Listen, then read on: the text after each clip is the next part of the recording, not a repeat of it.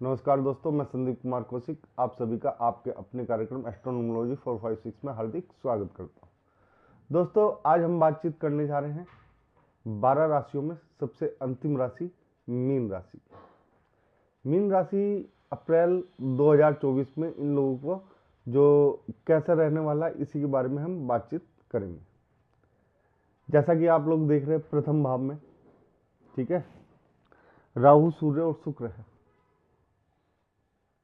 यहाँ पे आप लोगों को सबसे जो थोड़ी सी दिक्कत आएगी वो आएगी अपनी माइंड को कंट्रोल करने के लिए।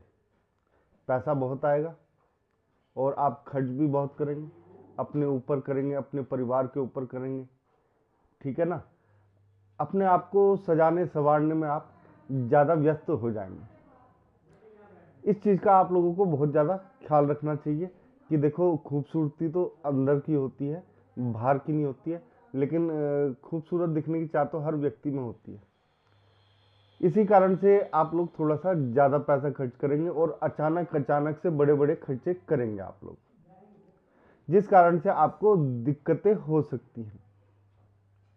लेकिन हाँ, यहाँ पे आप लोग दूसरे को अट्रैक्ट करेंगे अपनी तरफ, जिससे आपके कई कार्य निकल सकते हैं। खाली आप लोगों को अपने विचारों पे कंट्रोल रखना होगा। विचारों पे कंट्रोल यानी राहु जो है आपको थोड़ी सी यहाँ पे दिक्कत देगा। सूर्य की वजह से आप लोग जो अपने कार्य के प्रति एक तरीके से समर्पित रहोगे। अपने कार्य को किसी भी हाल में कहीं पे भी छोड़ने की कोशिश नहीं करोगे, बीच में छोड़ने की कोशिश नहीं करोगे। हालांकि 14 अप्रैल को सूर्य मेष राशि में चले जाएंगे, यानी प्रथम राशि में, तो 14 तारीख तक आपके लिए काफ़ी अच्छा है। 14 तारीख के बाद भी आपके लिए काफ़ी अच्छा है, क्योंकि जितना 14 तारीख से पहले है उससे दुगना 14 तारीख के बाद अच्छा होगा प्रथम भाव में। अब बात करते हैं दोस्तों द्वितीय भाव की। द्वितीय भाव में आपके बुध और गुरु हैं, ठीक है ना। ऐसे में आप लोगों को जो थोड़ी सी दिक्कतों का सामना करना पड़ेगा वो ये है कि अपनी वाणी पे बहुत ज़्यादा कंट्रोल करके चलना पड़ेगा। यहाँ पे गुरु ज्ञान देगा आपको, लेकिन आप जो है ना फालतू की बातों में अपने परिवार से ना उलझे, क्योंकि यहाँ पे आप लोगों को परिवार का सपोर्ट चाहिए। फिलहाल इस माह आपको सबसे ज़्यादा जो सपोर्ट की ज़रूरत पड़ेगी वो परिवार के ही सपोर्ट की ज़रूरत पड़ेगी। उनके सपोर्ट के बिना आपका आगे बढ़ पाना थोड़ा सा दिक्कत में हो सकता है। यहाँ पे एक चीज़ का ध्यान रखना पड़ेगा आप लोगों को, किसी भी रिश्तेदार को आपको गलत नहीं बोलना है, मुँह से गलत वाणी का प्रयोग नहीं करना है दोस्तों, नहीं तो थोड़ी सी दिक्कतों का सामना करना पड़ेगा। हालांकि गुरु होने की वजह से यहाँ पे आपको कई फायदे भी मिलेंगे, यानी कि परिवार से जो है आपकी काफ़ी अच्छी बनेगी। आप परिवार को साथ लेके चलने की कोशिश करेंगे और इस कार्य में आप लोग सफल भी रहेंगे। बात करते हैं दोस्तों तीसरे भाव की। यहाँ पे मंगल की दृष्टि होने के कारण जो है आपका जो एक तरीके से समझ लीजिए कि जो पराक्रम है वो काफ़ी ऊंचे लेवल का होगा। छोटे भाइयों के साथ आपकी खासतौर से बहुत ही ज़्यादा बनेगी।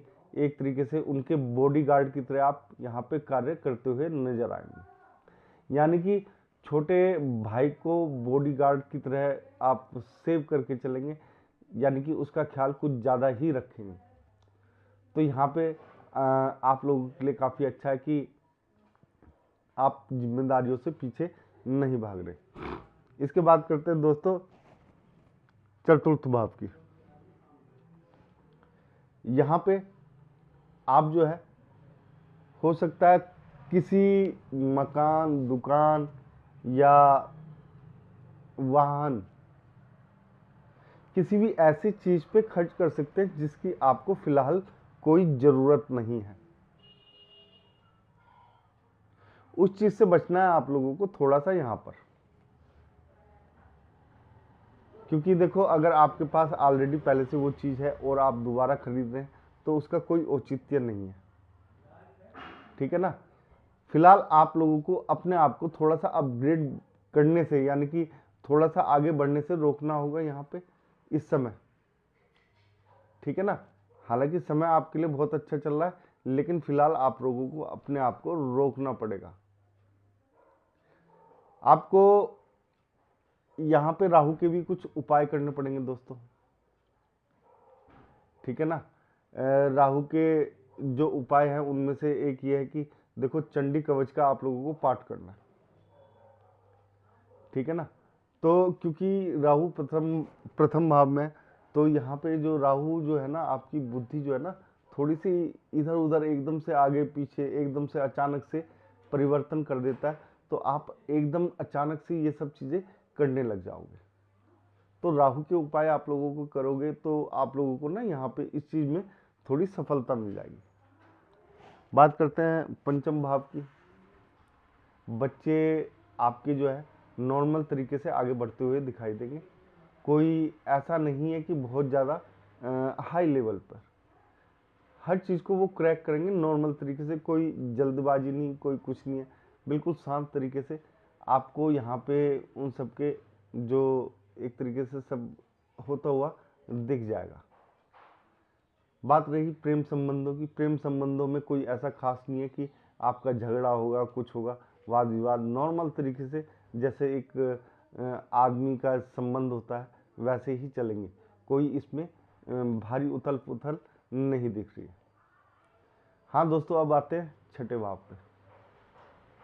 छठे भाव पे आप लोग, एक तो गुरु की दृष्टि है यहाँ पे, और दूसरा जो है शनि और मंगल, ठीक है ना। शनि मंगल की भी दृष्टि है यहाँ पे। तो आप लोगों को एक बहुत ज़रूरी बात बता रहा हूँ दोस्तों, इस बात का आप लोगों को सबसे ज़्यादा ख्याल रखना पड़ेगा, नहीं तो आप दिक्कतों में फंस जाएंगे। इस समय ये जो माह है दोस्तों, इस माह आपको कोई भी बड़ा लोन लेने से बचना होगा, यानी कर्ज में ना फंसे इस समय, नहीं तो आप लोगों को दिक्कतें आ सकती हैं। ये आप लोगों के लिए एक तरीके से ये समझ लीजिए मेरा बहुत ही तकड़ा सुझाव है। तो यहाँ पे आप लोगों को कर्ज लेने से बचना होगा, और वो भी बड़ा कर्ज, क्योंकि यहाँ आप चुकाने के लिए ना थोड़ा सा लंबा समय लग जाएगा। तो फिलहाल आप लोगों को फिलहाल इस चीज़ को पोस्टपोन करना है दोस्तों।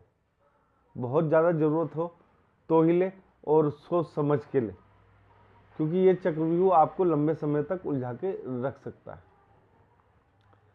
बीमारी की बात कर लेते हैं दोस्तों। थोड़ा सा पेट खराब हो सकता है, या गर्मी के कारण होने वाली कुछ समस्याएं आप लोगों को परेशान कर सकती हैं। अब बात करते हैं सप्तम भाव की।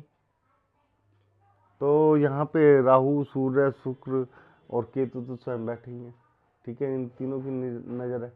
तो एक तरीके से आप ये समझिए कि आपको जो पत्नी है आपके अनुरूप कार्य करेगी इस समय।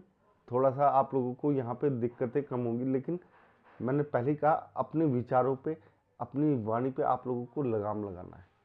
फिलहाल अगर आप ये करते हैं तो आपका वैवाहिक जीवन, देखो, पत्नी आपके लिए पूरा काम कर रही है या पति आपके लिए पूरा काम कर रहे हैं, ठीक है ना। कोई भी एक दूसरे के ऊपर जिसे कहते हैं डिपेंडेंट नहीं।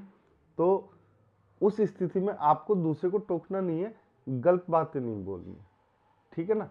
अगर आप ये नहीं करते, गलत बात नहीं बोलते, तो आप लोगों के लिए सबसे अच्छा है फालतू के विचार जो दिमाग में आ रहे हैं उन्हें निकाल दीजिए, ठीक है।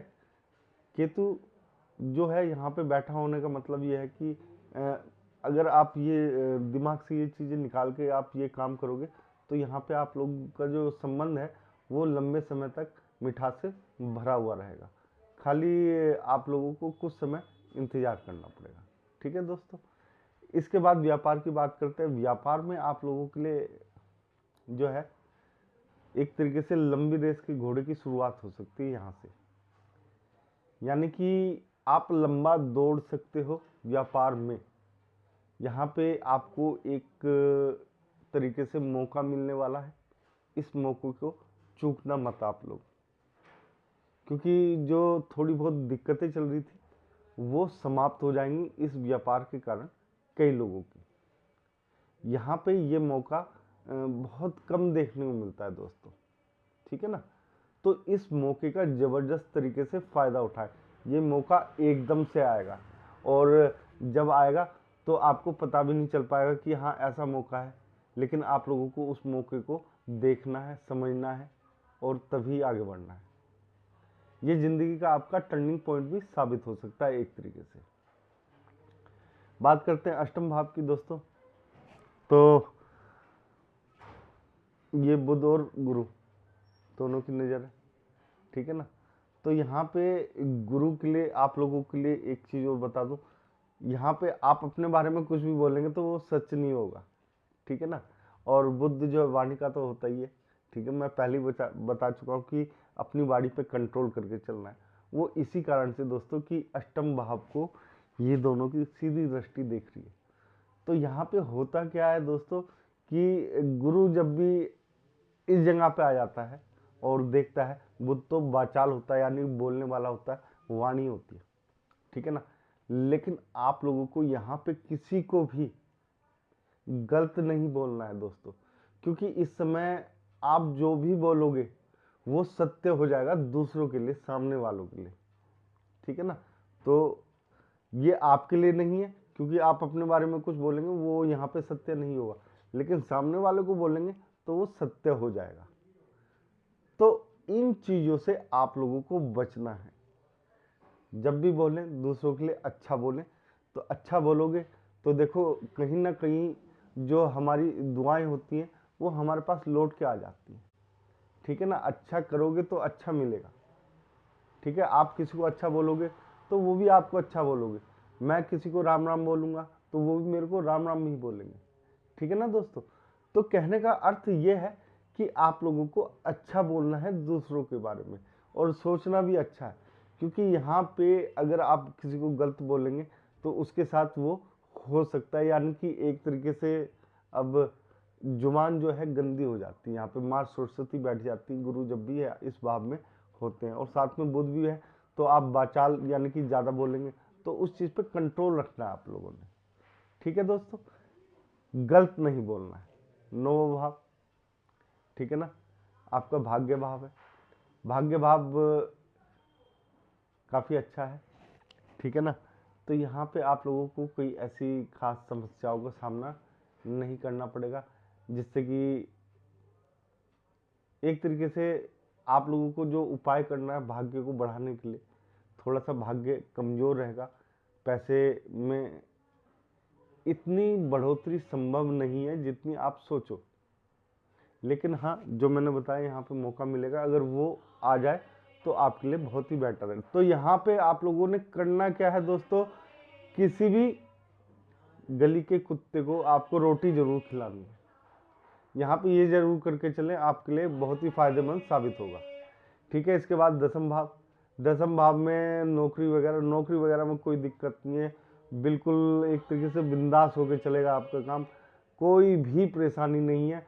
प्रमोशन में शायद ना भी हो, लेकिन आप लोगों को पैसा मिल सकता है नौकरी से, मतलब कि एक कदम आगे बढ़ सकते हो।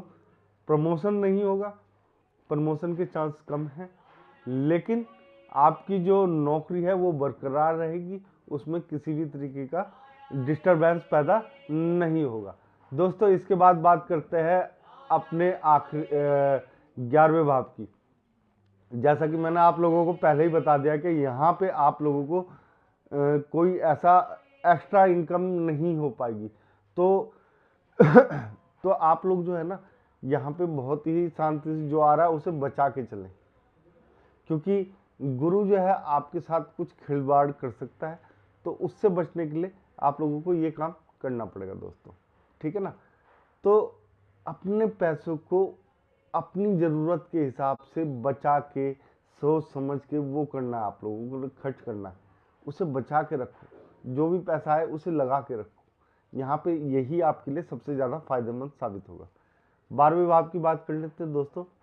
यहाँ पे जैसे कि आप लोग देख रहे हैं शनि और मंगल है, तो शनि यहाँ पे ना अध्यात्म की तरफ ले जाता है, उच्च कोटि का जो अध्यात्म होता है उसकी तरफ लेके जाता है शनि यहाँ पे हम लोगों को। तो यहाँ पे आप लोगों को जो है 12वें भाव में एक तो मंगल भी है, शनि भी है, ठीक है। अध्यात्म की तरफ जाओगे, व्यय ज़्यादा नहीं करोगे, यानी कि रोक के चलोगे, क्योंकि यहाँ पे शनि बैठे हैं तो खुद ही आपको ये काबिलियत दे देंगे, सोचने समझने की शक्ति दे देंगे कि आपको पैसा कैसे बचाना है, व्यय से कैसे बचना है, फालतू की व्यय से, ठीक है ना। लेकिन मंगल होने के कारण आप जल्दीबाजी कर सकते हो, तो उस चीज़ पे आप लोगों को थोड़ा सा सोचना है। हाँ, विदेश जाने की संभावनाएं जो लंबे समय से आप सोच रहे थे वो यहाँ पे पूरी होती हुई नजर आ रही है मंगल के कारण, ठीक है ना दोस्तों। तो आप विदेश जा सकते हो और वहाँ से आप लोगों को प्रॉफिट कितना हो सकता है ये नहीं कह सकता, क्योंकि यहाँ पे थोड़ा सा कंफ्यूजन रहता है जब शनि और मंगल रहते हैं, तो प्रॉफिट में थोड़ा कंफ्यूजन होता है। लेकिन यह है कि विदेश जाने की आपकी लगभग जो मनोकामना है वो पूर्ण हो जाती है यहाँ पे 12वें भाव में। तो दोस्तों आज के कार्यक्रम में बस इतना ही। अगर आप लोगों को हमारा ये कार्यक्रम पसंद आया तो ज़्यादा से ज़्यादा लाइक करें, शेयर करें और हमारे चैनल को सब्सक्राइब करना ना भूलें। जय श्री राम।